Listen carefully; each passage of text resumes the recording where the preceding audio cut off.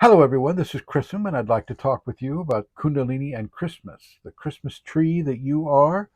And at the end of this last video, I stopped with Santa, Mr. and Mrs. Claus, taking off in the sleigh and delivering the gifts of grace to everyone. And this is what Kundalini people do.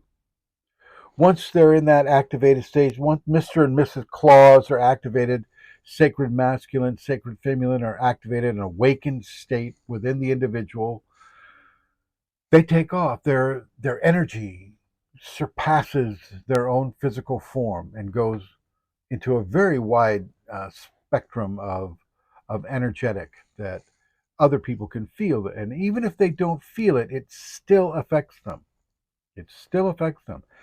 And this is where you begin to work with your radiance. It's the radiance quality that forms the halo over the head of the Christ, that forms the halo over the head of the Buddha, that forms the halo over the heads of angels.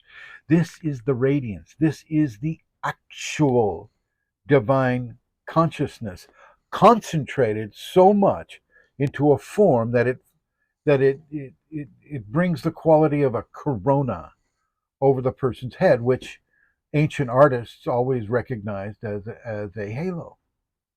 The halo is a real thing, part of the Christmas deal. This is why you have the angel at the top of the Christmas tree. This is the halo, the divine consciousness that is coming up. And with the elves are the helpers that allow you to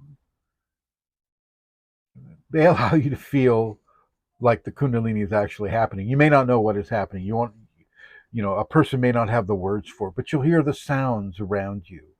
You'll see the movements in your peripheral vision. You may actually, and this is real, folks, you may be visited by actual elves. This happened to me. I only speak of what I experienced, and this actually happened to me. It wasn't around Christmas time, but there were 6 of them, and they were teaching me how to astral project.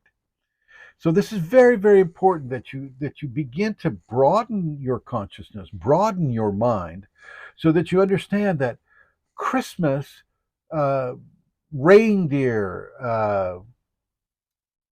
the certain part, one of the brain areas called the claustrum, which is a thin veil of very, very densely populated cells in the brain that feed neuronic activity to the amygdala and some of the other areas of the brain. This is Claus, Santa Claus. You get it?